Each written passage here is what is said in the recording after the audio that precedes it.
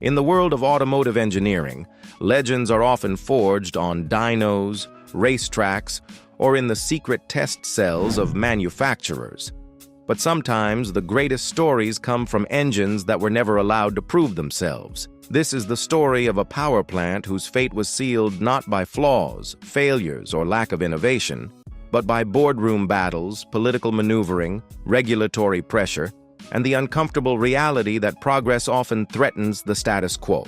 To understand the engine that got killed by politics, not performance, we need to go back to an era where engineers were experimenting fearlessly, racing teams pushed the rules to their absolute limit, and companies navigated a complex network of alliances and rivalries that dictated what technology would survive and what would disappear forever. It begins with a design so advanced that many believed it could redefine its entire category. Whether in motorsport or production applications, it promised a leap forward in efficiency, durability, and output. Early tests were astonishing. Drivers praised its balance and responsiveness.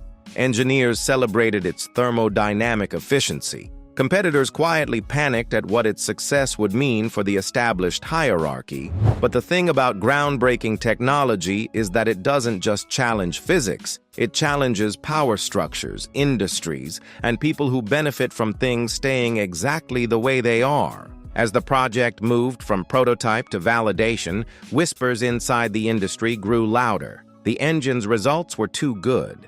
The performance margin it delivered would force entire rulebooks to be rewritten. Regulatory bodies, particularly in competitive environments, fear discrepancies that could unbalance the field. What happens when one manufacturer finds a loophole so brilliant that no one else can catch up? The answer, historically, is simple. Instead of redesigning the rules to encourage innovation, the rules are modified to stop it. And that's the moment where politics overtakes engineering.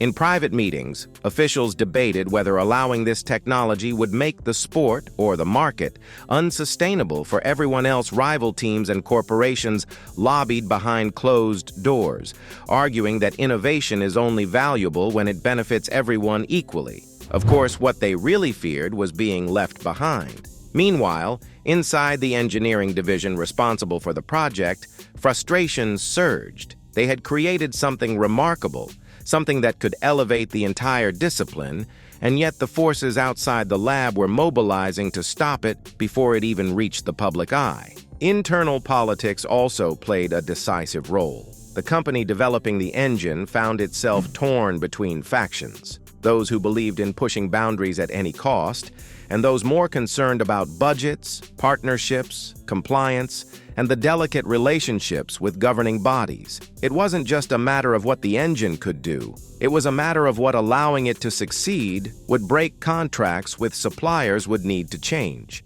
Older powertrain programs might be rendered obsolete overnight. Entire departments risked becoming irrelevant. In corporate ecosystems, power isn't measured in horsepower. It's measured in influence, funding, and the ability to steer long-term strategy. The new engine threatened all of that. So begins the quiet, systematic dismantling of a project. Meetings shift from celebrating accomplishments to discussing concerns. Funding becomes harder to secure. Milestones get delayed not because engineers can't hit them, but because executives grow hesitant to push forward. External pressure from regulators and competitors only fuels the internal doubt. Soon, the narrative changes. Perhaps this engine is too risky. Perhaps it draws too much attention. Perhaps the company would be better off shelving it to maintain political harmony. And yet the most tragic part is that the engine itself was never the problem. Test results remained solid. Performance metrics exceeded expectations. Even conservative simulations predicted a dominant future. But the writing was already on the wall. One by one, supporters inside the company were reassigned. Development resources were quietly diverted. Engineers were told to shift focus to more realistic programs. The technology, once celebrated as the company's future, became an inconvenience, an uncomfortable reminder that politics could overshadow progress. When the cancellation finally came, it wasn't in a dramatic announcement. It was buried under phrases like strategic realignment and resource optimization. The people who created the engine learned the truth in whispers, not speeches. They saw years of innovation sealed away, locked behind non-disclosure agreements, and forgotten by everyone except those who had poured their passion into it. And though the project was silenced, its influence quietly shaped future designs, proving that even canceled ideas can leave ripples strong enough to guide the next generation of engineering. Meanwhile, the outside world never got to see what that engine could have achieved. The racing fans, the engineers, the consumers, none of them would ever witness its full potential. What remained was only a handful of photos, test logs, dyno graphs, and stories told in garages, engineering conferences, and obscure journalism pieces that attempted to uncover why such a promising design simply disappeared.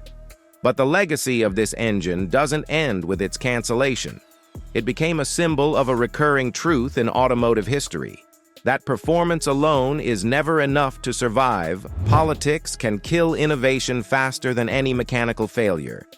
This story echoes other banned or buried technologies, radical engines that defied convention, only to be shut down because they threatened established systems.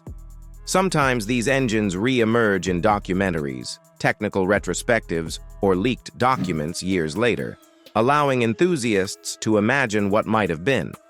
And sometimes the engineers involved move on to other companies or future projects where fragments of that original brilliance find new life. Innovation rarely dies completely. It simply migrates, evolves, or waits for a time when the politics align with the performance. Even in silence, its engineering DNA continued to echo through later breakthroughs, showing that no truly revolutionary idea ever disappears completely. In the end, the engine that got killed by politics reminds us of how fragile progress can be when it challenges powerful interests. It highlights the tension between what engineers dream and what institutions permit. It exposes the truth that not every technological breakthrough is allowed to reach the world, and some of the greatest machines ever built may never turn a wheel in competition or enter production. But above all, it serves as a quiet monument to the people who continue innovating, despite knowing that their best work might never be seen. Their dedication fuels the continuous evolution of automotive engineering, ensuring that even when politics win a battle, performance never stops pushing forward. If you enjoyed this video, don't forget to like, subscribe, and share it. This is essential for keeping the channel going, so if you can, please help. Thank you very much for your attention. Have a great day, and see you in the next video.